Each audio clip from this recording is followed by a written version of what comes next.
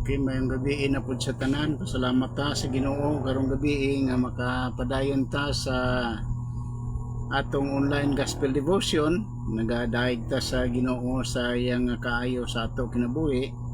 And at the same time, for this evening, we can again study sa iyang balaan nga pulong. Usa na pud ka bersikulo ato nga tun-an at least sa kada adlaw na atay mga lesson makuha gikan sa balaan nga pulong sa Ginoo.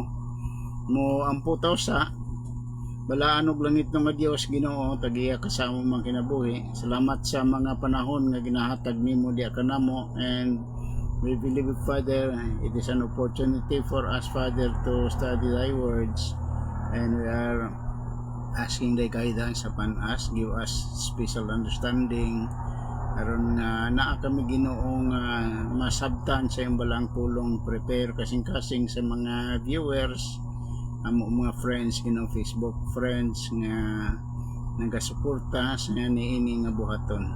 Panalangin ni sila pinagi sa iyong balang pulong sa marangalan ni Kristo Jesus nga manuluwas, amo gitugyan ug gisalig kining tanan. Amen. Okay, mayong gabi usob sa inyo tanan. So ato nga tun-an karong gabi diya ta sa Hebrews chapter Hebrews chapter 4 mao ni ato nga tun-an usa ka bersikulo. Hebrews 4 verse 12 ingon sa balang kasulatan din ni ako basahon, Bisaya gyapon ako basahon. Kay ang pulong sa Dios buhi og maabtik og mas hait pa kaysa bisan unsang espada nga duay suwab, modulot kini hangtod sa kinailadman sa kalag ug sa espiritu, hangtod sa dapit diin nag-abot ang lutahan ug ang kauyukan. Nagusisa kini sa mga tinguha ug hunahuna sa kasing-kasing sa mga tao. So mao ni ang ato nga isgutan karong gabi ang balaan nga pulong sa Ginoo. Nagapahinumdom diya kanato nga ang pulong sa Ginoo nga ginagamit sa tanan, tun-an sang tanan nga mga relihiyon nga nagatuon diya sa balaan nga pulong sa Ginoo ato tun-an karon. So ato topic is this: the Word of God is living and active. Mao ni ang atong basis karong gabi, no? The Word of God is living and active.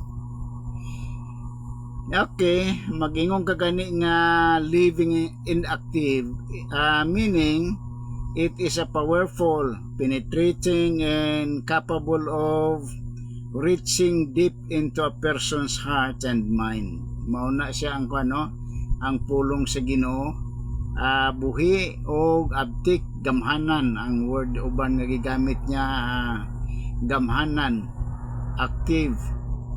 So capable siya sa pag-abot sa huna-huna o kasing-kasing sa mga tao. And another one ingon niya, and mind, judging their thoughts and intentions, much like a sharp two-edged sword that can cut through anything. Mao na ang gahom ang pulong sa Ginoo. Kaning Biblia nga ato ginagamit permi bisag kinsa ra nga mga tao gagamit na sa Biblia, mao na siya ang pulong sa Ginoo. Hait pa siya sa duwa sang sulab kuno nga espada, and essentially highlighting that transformative power of God's Word into our lives. That is why daghan nga mga tao nga niusob ang ilang kinabuhi kay tungod sa pulong sa Ginoo, tungod sa gahom sa pulong sa Ginoo. Mao ni ako gipakamayo nga matun-an nato at least natay mga ideya pagyod nga ang Biblia di ay ang pulong sa Ginoo nga sometimes ginapasipad-an na sa mga tao, buhi siya o gamhanan. So ang key points makita nato is this: living in active. Mag-ingon ta nga living in active. That is, the Bible is not just a collection of words, but a dynamic force that can work in our lives. Dili ra siya kuno collection of words. Pareho na ang Biblia na to, naatanan nga mga words diya. Dili na siya kay ingon ana ra ang pulong sa Ginoo. Kung dili nga buhi siya nga pwede niya ma-change ang kasing-kasing sa mga tao kung magtugyan na siya sa iyang kinabuhi ngadto sa Dios. Living in active, and then sharper than any two-edged sword. Hait pa siya sa espada nga duwas ang sulab. This imaginary emphasize the penetrating power of God's word, exposing our deepest thoughts and motives. Hait pa siya sa duwas ang sulab, in the sense nga ang imong huna-huna may balaan pa sa pulong sa Ginoo. Ang imong kasing-kasing, ang imong motibo nakabalo ang pulong sa Ginoo ni ana. So mauna nga sharper than two-edged sword. And then dividing soul and spirit. Ang phrase gigamit niya, it suggests that God's word can discern between our outward actions in our inward inner intention. Kabalo na gyapon ang pulong sa Ginoo. Kay nganuman iya na siya pulong sa Ginoo. So nakibalo siya sa tanan. Good evening di sa inyo, no? Kay Sir Lucasan, kay Pastor Junover, salamat sa inyong pagpadayon sa pag-uban. So that's why karong gabi mao ni ato nga tun-an ang pulong sa Ginoo. Sa God's word is powerful and penetrating, able to reach the deepest parts of a person's being. Mao na nga ang tao kung makadungog sa balaan nga pulong sa Ginoo, and then convicted siya sa balaang espiritu, ang tao mo hilak siya, maghibi siya kay tungod nga nakita niya ang kasalanan nga nahimo niya diya sa Ginoo. So mao nang pulong sa Ginoo. Ang uban dili na moalagad sa Ginoo kay naigo sila kuno na sakitan sila sa pulong sa Ginoo. Kay mauna ang pulong sa Ginoo. Sometimes sakit diya kanato, but that is para sa ato nga kaayuhan. Sa ari may mga explanation nga gusto nako nga ato makita din ni karon sa gamay nga panahon. What does it mean that the Word of God is living and active? What does it mean that the Word of God is living and active? Mao na ato nga tun-an karon gamay nga no. Good evening dia kay Ma'am Grace Parcon. Salamat sa padayon ninyo nga pag-support.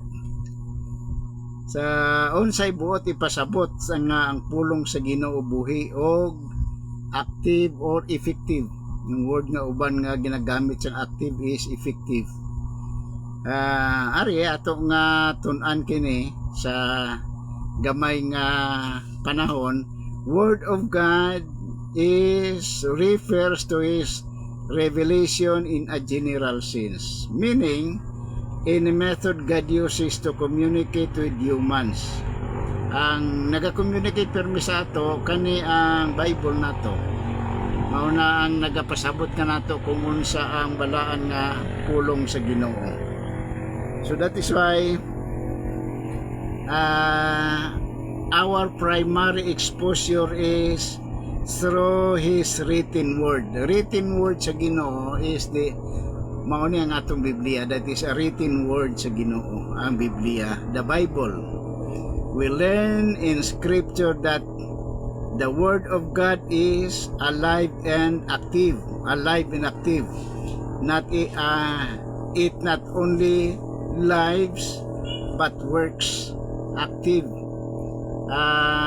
dili ra nga makadungog ka sa pulong sa Ginoo alive, kung dili nga naga-work gyud sa ato kasing-kasing. That is why naga-change ang tao kung ang pulong sa Ginoo maoy mag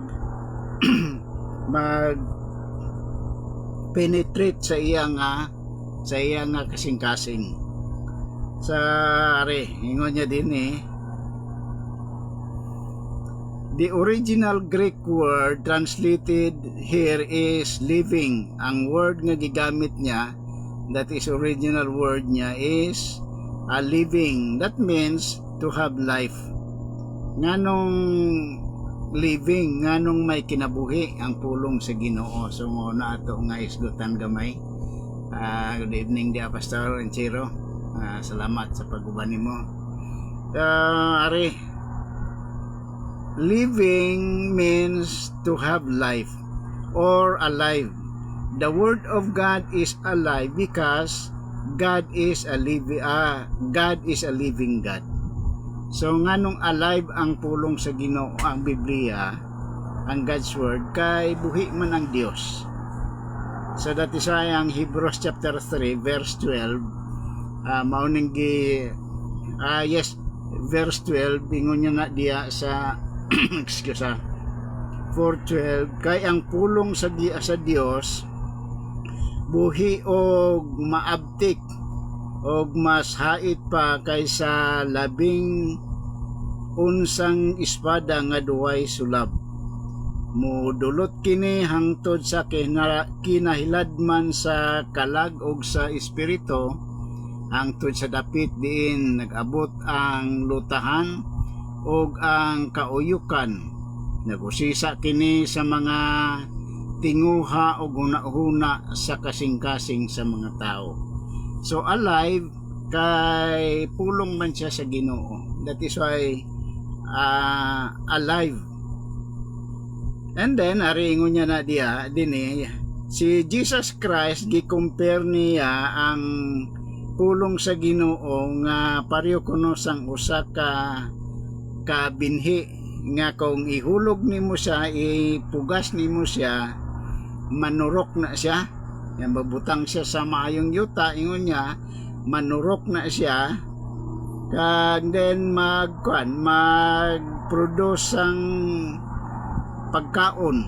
So that is like the word, ingon niya, like the word is a living organism that when spread and planted in fertile soil, magresulta kuno sang abundant nga pagkaon. Christians, ingon niya, mao ni ako basahon ba din Christians are made alive spiritually and eternally because we are born again.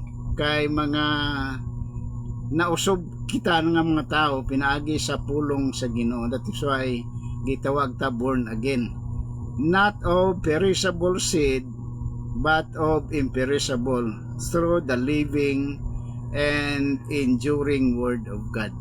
Nausob ang atong kinabuhi, na born again ta, na anak ta pag-usab sa panimalay sa Ginoo, tungod nga ang pulong sa Ginoo mao ang nagbuhi diya kanato, nagbalik diya kanato sa atong relasyon ngadto sa Dios.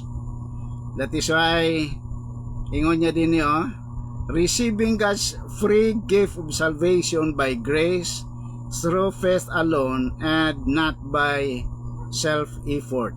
Ephesians chapter 2 verse 8 and 9. Maluwas ta kuno pinaagi sa grasya sa Dios og dili kana pinaagi sa atong maayong buhat. Ang rason aron nga ang tao dili makapasigarbo. So hope and praying for this evening ay balaan nato nganong active and alive ang pulong sa Ginoo, kay kana buhi man ang Dios nga nagsulti ni ana, buhi man ang Dios nga ato ginaalagad. So that is why ang term nga active diya sa Hebrews chapter 4 verse 12, it means effective, active or effective, powerful, producing or capable of producing an intended result. So epektibo ang pulong sa Ginoo. That is why ingon ako nga daghang mga tao nag-change ang kinabuhi nila kay tungod sa balaan nga pulong sa Ginoo. Bisan pod sa ato ang kinabuhi. Good evening na Pastor Akar. Salamat sa pag-uban po nimo. So ani ang kuano? Nganong active siya, active or that means effective, powerful, and capable of producing an intent result. The word of God is, ingon ang usa na niya nga gigamit nga word is energizing and productive. Ang pulong sa Ginoo nagapainomdom diya kanato nga kung maoy mag-workout sa kasing-kasing sa tao, then naa siya kausaban sa iya kasing-kasing. Jeremiah chapter 23 ako basahon din Jeremiah 23:29.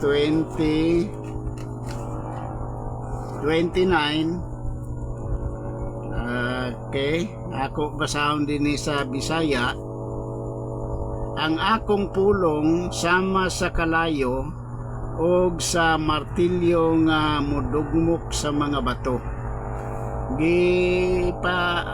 Angay sa Ginoo dinhi ang pulong sa Ginoo pareha siya kuno sa kalayo.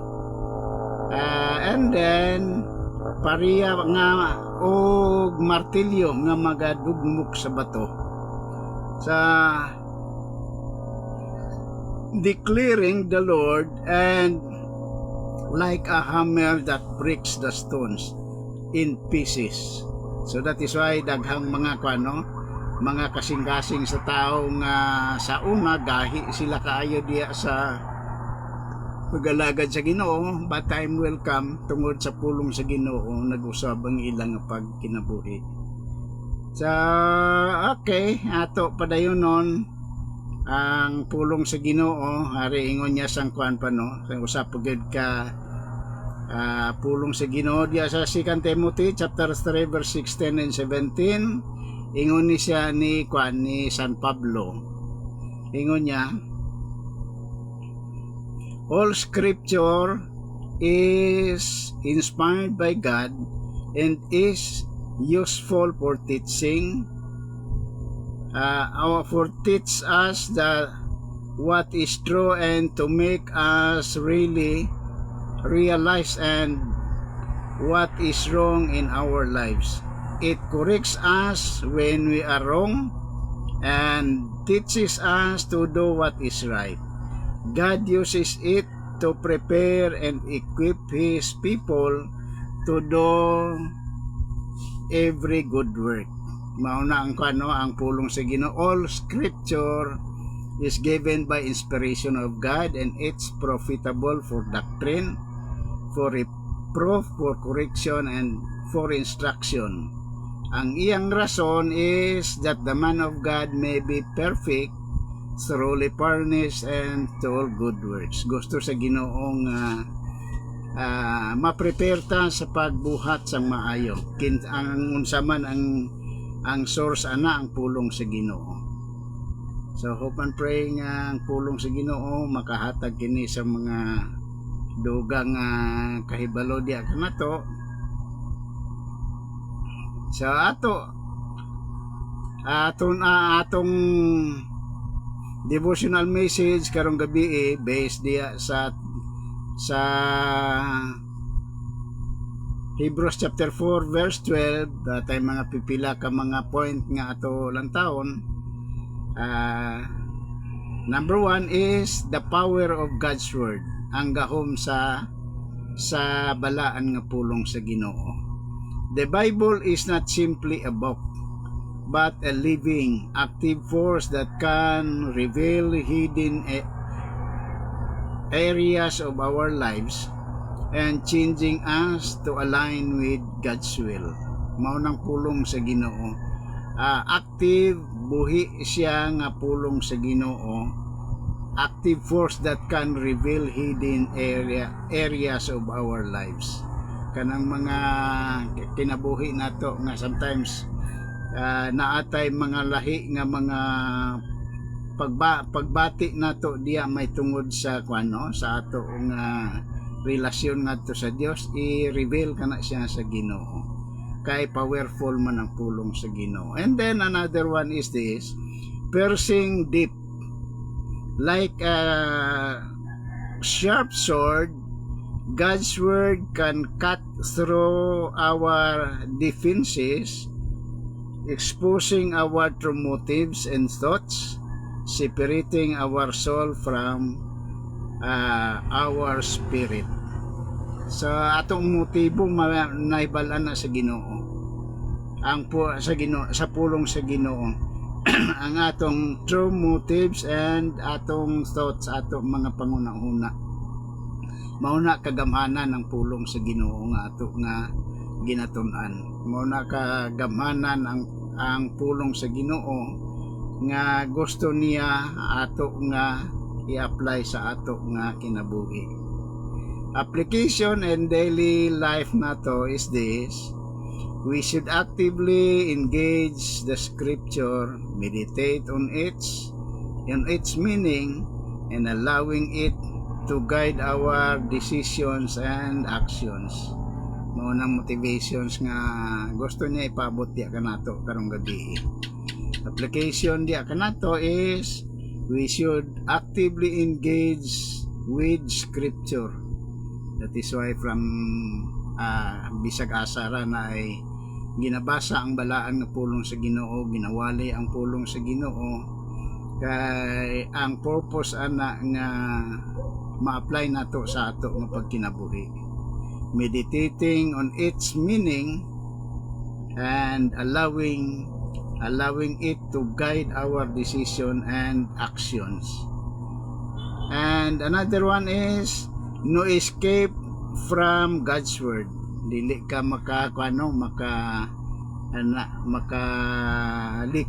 makalikay sa balaan nga pulong sa Ginoo. Because God's word is alive and active, we cannot hide our true self from Him. Dili ta makatago ni ana sang atong ato kaugalingon diya sa Dios, kay ang Dios man maoy tag-iya diya kanato. Ang Dios mo'y nakaibalo sa tanan nga naa sa ato kasing-kasing. So kay takes away nato diya sa Hebrews chapter 4 verse 12. Number 1 is God's word is alive and active.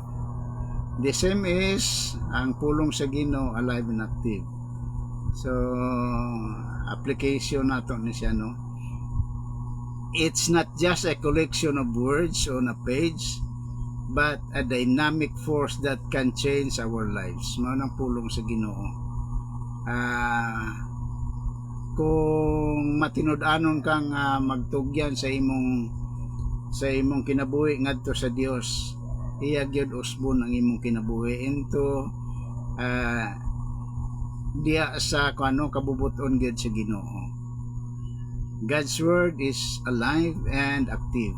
And another one is penetrating power. Nasa penetrating power nga ingon niya, the Bible can cut through our defenses and reveal our true motives and desires, even in hidden ones.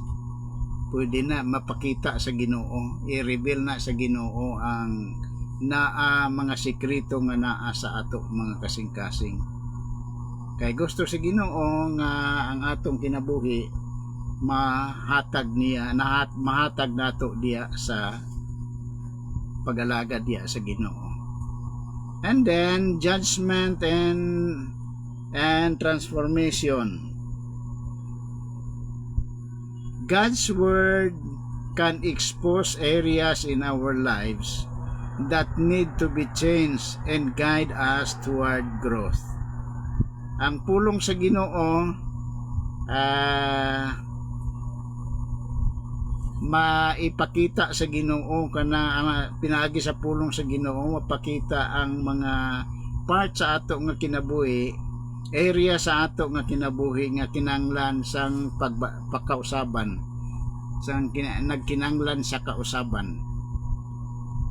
And then dili nga pasagdan ka sa Ginoo, kundi i-guide ka niya aron nga magtubo ka as Christians, magtubo ka nga Kristohanon diya sa pagalagad sa Ginoo. So hope and pray for this evening mga mga painomdom diya kanato effective ang balaan nga pulong sa Ginoo. Sa ato pa kinanglan kita mag-engage diya sa balaan nga pulong sa Ginoo. Sa how to apply these lessons. Paano nato i-apply? Number 1, regular Bible study. So that is sugo sa Ginoo ang pagtuon po sa balaan nga pulong niya. Good evening dia sa kay yung Raul dia no. Dumadaog sa pinaginpinan. Salamat sa pag-support po ninyo. Regular Bible study, that is why ingon ako nga naatay nahimo kining online gospel devotion sa prayer nga bisan usa ka bersikulo naatay matun-an pinagi sa pulong sa Ginoo. Si Pastor Inchiro na siya ay Bible study kada sa online. Ang purpose nga bisan nga dili ta magkita, bisan naa ka kung asa man ta nga bahin sa sa area kung asa ta, still makadungog ta sa balaan nga pulong sa Ginoo. Pastor Akar napud siya program, may Bisaya, may Ilonggo nga program siya. So ang purpose ni anak tanan aron nga ma-devote nato ang atong time diya sa pagalagad po sa Ginoo, sa pagpaminaw sa balaan nga pulong sa Ginoo. Devote time to reading and meditating on scripture, seeking to understand its deeper meaning. So mano na Bible study natay mga devotion aron may balaan gid nato ang kung unsa pagud ang gusto sa Ginoo nga itudlo diya kanato. So how to apply this lesson? Regular Bible study, honest self-reflection. Ikadua, honest self-reflection.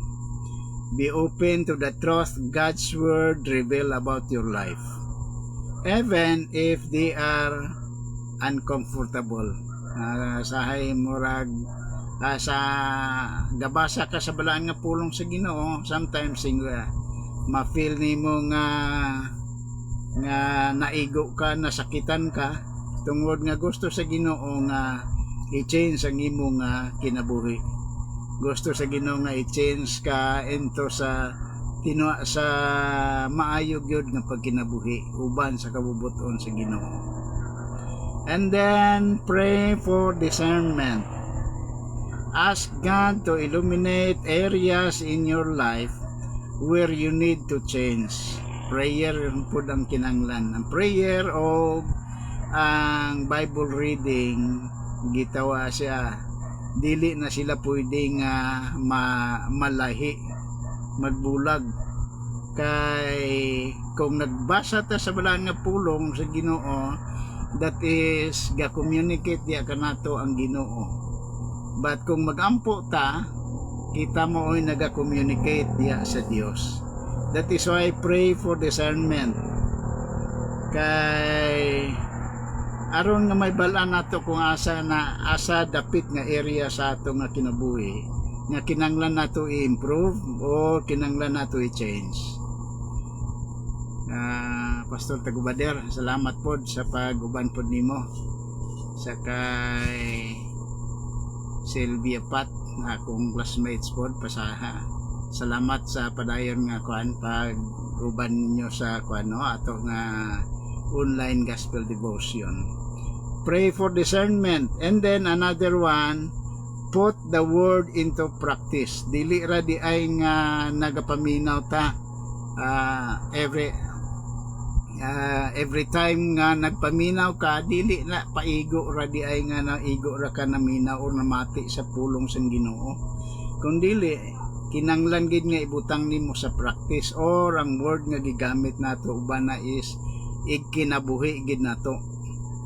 So apply the lessons you learn from scripture to your daily life. I-apply gid nimo ang pulong sa Ginoo sa imo nga adlaw-adlaw nga pagkinabuhi.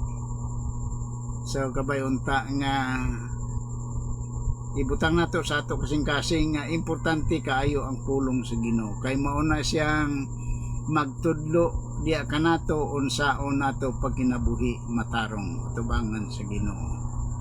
So salamat sa sa pulong sa Ginoo nga ato natun-an karong gabi.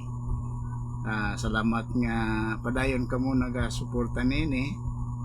So ako ra good prayer nga unta bisan sa gamay ra nga mga gamay ra nga mga panahon makapakiguban pud ko diya kaninyo pinaagi sa atong online gospel devotion. Ma-pray ta.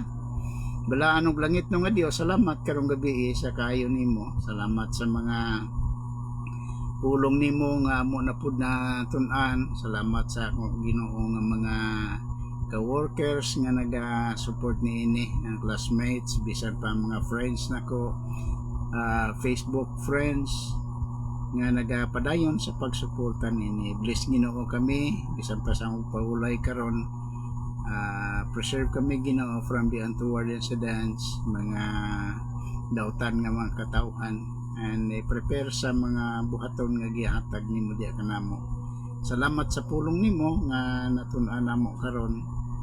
Bayunta nga dili lamang nakadungog kami niini, kundi amo ni ibutang gyud sa among adlaw-adlaw nga pagkinabuhi. Salamat kang Kristo Jesus nga manluluwas sa among gitugyan ug gisalig kining tanan. Amen. Okay, mayong gabi sa tanan.